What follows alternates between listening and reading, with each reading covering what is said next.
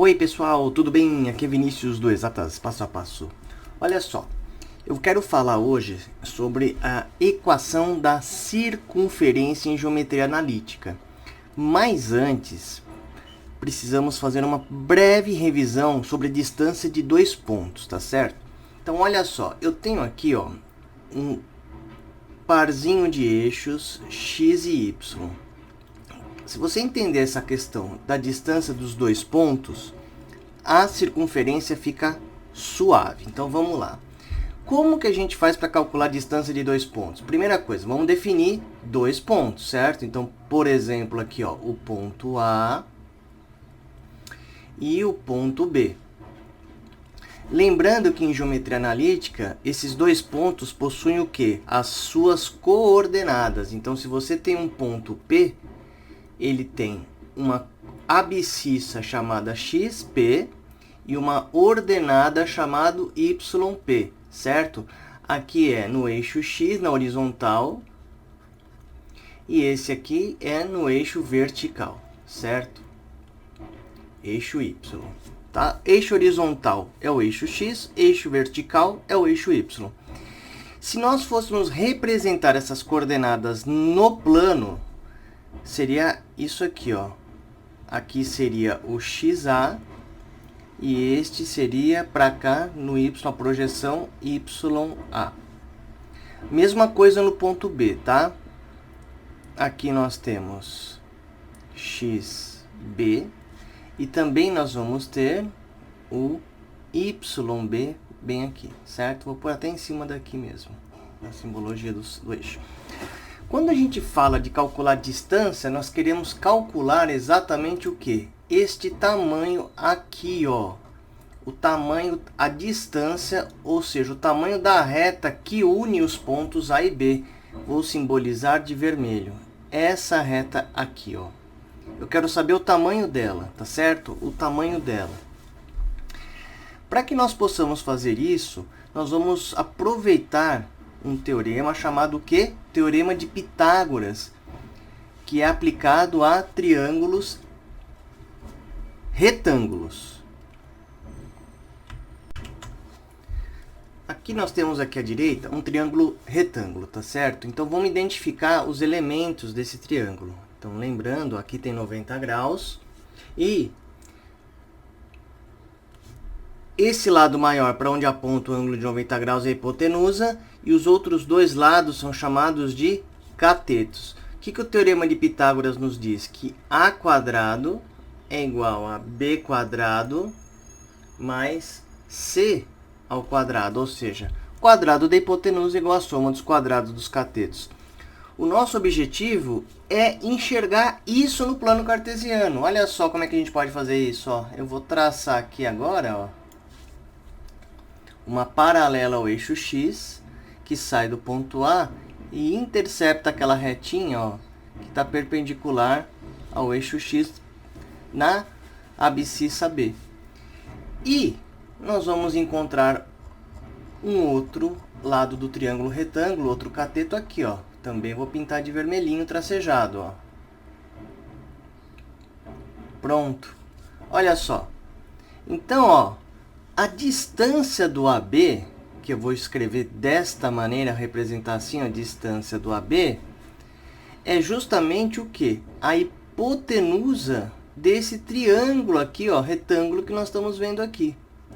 Agora, nós precisamos saber o que para calcular essa distância? O tamanho dos catetos. Agora, se nós temos aqui as ordenadas, que são os valores de YB e YA, e temos as abscissas, que são os valores de XB e XA, é fácil saber o tamanho. Olha só que legal. Este tamanho aqui, basta que você faça YB menos YA. Este é o tamanho do cateto vertical aqui,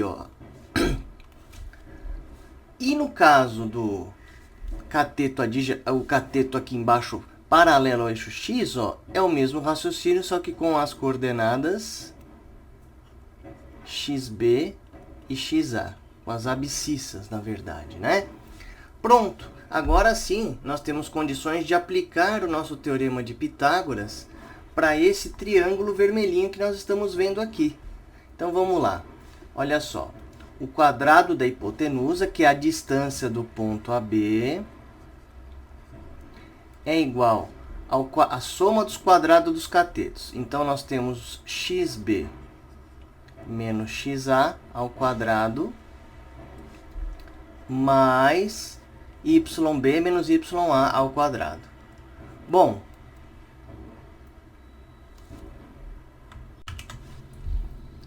esta fórmula é a fórmula da distância entre dois pontos, tá certo? No plano cartesiano. Então, se nós temos aqui, vou até diminuir para aparecer tudo aqui, pronto. Tirar a régua daqui. Então, se nós temos dois pontos com coordenadas, que é o xa e ya para o ponto A e xb e yb para o ponto B, a distância entre esses dois pontos, ou seja, o tamanho, né, o tamanho que une esses dois pontos, é dada por essa expressão aqui na geometria analítica, tá certo? Então, essa é a fórmula de distância entre dois pontos. Como que nós podemos associar isto à circunferência? Então, vamos lá agora. Bom, primeira coisa, o que é uma circunferência, certo? Então, ó, vamos entender isso. Primeira coisa, a circunferência ela tem duas características básicas, o seu centro e o seu raio. Tá certo? Então, uma circunferência é, na verdade, o quê? Uma coisa chamada lugar geométrico, tá? Lugar geométrico. Aqui, ó, fazer uma circunferência. Onde nós temos aqui um centro da circunferência. Esse aqui é o meu centro O. E essa circunferência tem uma coisa chamada raio, que seria isso aqui. Deixa eu fazer o desenho com a régua para ficar melhor. E isso que vai determinar a característica essencial da circunferência. Ou seja, a circunferência é um lugar geométrico, uma figura na qual qualquer ponto que está nesta figura tem a mesma distância do centro, que é o raio. Então, o raio está aqui, ó, raio R. Então, por exemplo, esse ponto aqui, ó, a distância desse ponto até o centro é o raio. Aqui é o raio. Vamos pegar esse ponto aqui, ó, a distância desse ponto, a distância desse ponto ao centro também é o raio. Então, não muda essa distância é sempre constante, ela não muda. Olha lá, raio. Então, tudo isso daqui são raios, né? Então, olha que interessante. Se o nosso centro aqui dessa figura tem coordenadas A e B, o centro dessa circunferência, e a distância de um ponto genérico qualquer aqui, xy, é sempre constante, então, e essa distância é o raio, eu posso aplicar a nossa fórmula de distância agora para a nossa circunferência. Só que olha só, quais os pontos que nós vamos considerar? No caso do exemplo da distância entre dois pontos, eu falei que era ponto A e ponto B. Agora, nós vamos simplesmente trocar. O A, ele vai fazer o papel do centro, que tem coordenadas A e B. E o ponto B vai fazer o papel do quê? De um ponto genérico na circunferência, x e y. E a distância do AB, na verdade, é o raio. Ah, agora fica fácil. Portanto, vamos aplicar então a fórmula da distância entre dois pontos. Vai ficar x menos a ao quadrado mais y menos b ao quadrado, e isso é igual a o raio ao quadrado. Tá aí. Esta é a famosa equação reduzida da circunferência. Vou até escrever aqui, ó. Equação